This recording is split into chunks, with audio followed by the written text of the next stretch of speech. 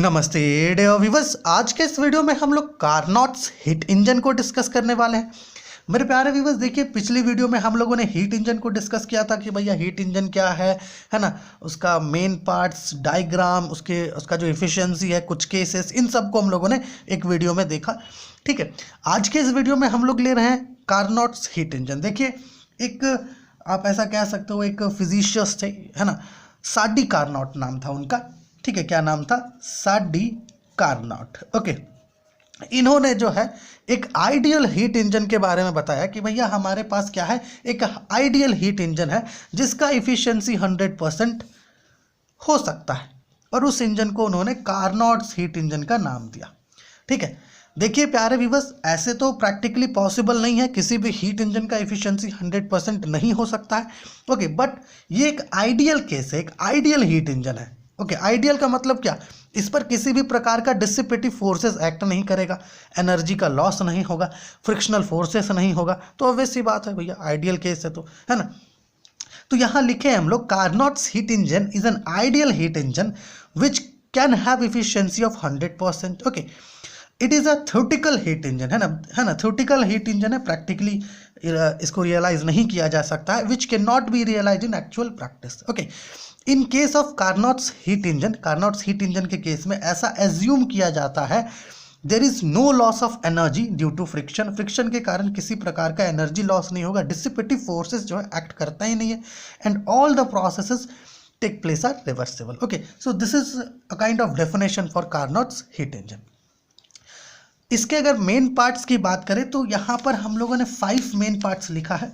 ठीक है, ओके, यहाँ पे लिखा है हम लोगों ने, पहला है सिलेंडर, फिर सोर्स, सिंक, इंसुलेटिंग स्टैंड या इंसुलेटिंग पैड भी कह सकते हो आप, और वर्किंग सब्सटेंस।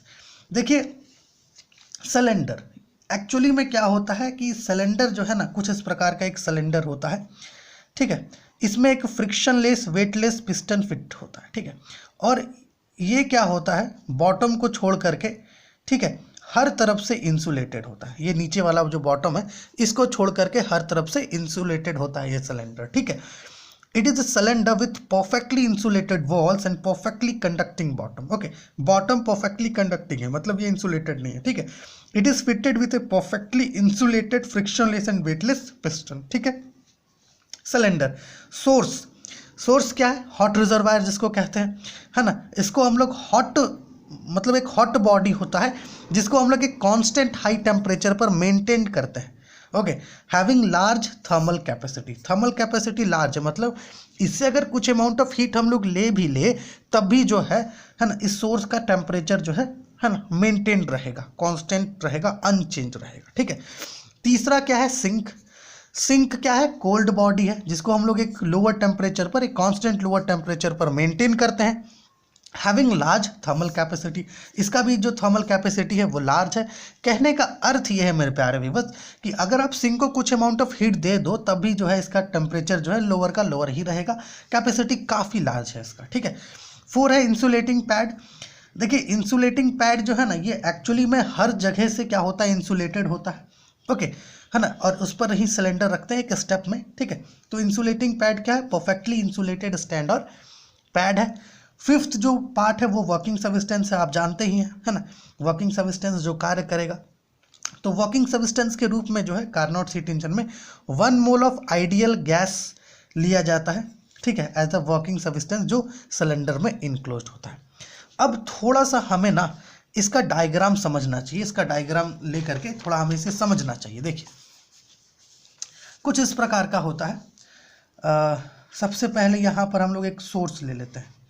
ठीक है, मान लेते हैं कि ये सोर्स है, ठीक है, जो एक कांस्टेंट टेम्परेचर T1 केल्विन पर मेंटेन्ड है। केल्विन भी ले सकते हो या नहीं भी दिखा सकते हैं, कोई इसमें आवश्यकता नहीं है।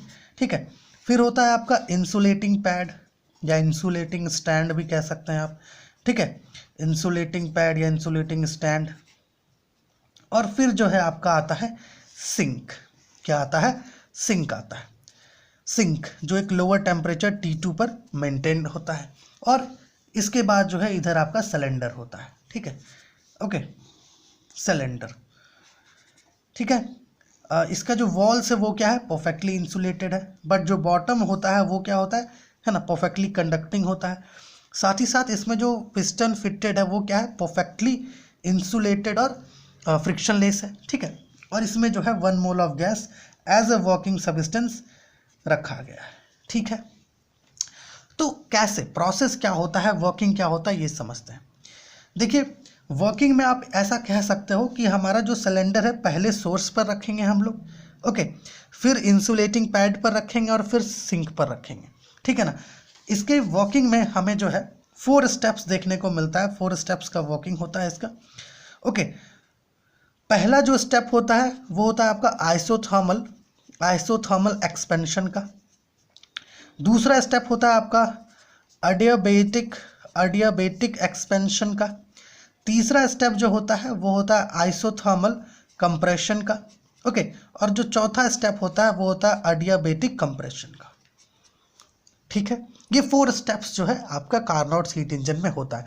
इसे हम लोग डिटेल में कहाँ समझेंगे, कार्नोट्स साइकिल में समझेंगे। अगर आप कार्नोट्स हीट इंजन के लिए इफिशिएंसी पता करते हो तो उसका फॉर्मूला आपको 1 - T2/T1 मिलता है, ठीक है। इसे भी हम लोग क्या करेंगे, कार्नोट साइकिल के केस में ही ये इफिशिएंसी पता किया जाता है, ठीक है। और जो वर्किंग है ना कार्नोट हीट इंजन का, ये बेसिकली हम लोग कहाँ समझेंगे, जो हमारा कार्नोट साइकिल वाला वीडियो होगा उसमें, है ना, क्योंकि वर्किंग वहीं समझना ज़्यादा बेहतर रहेगा।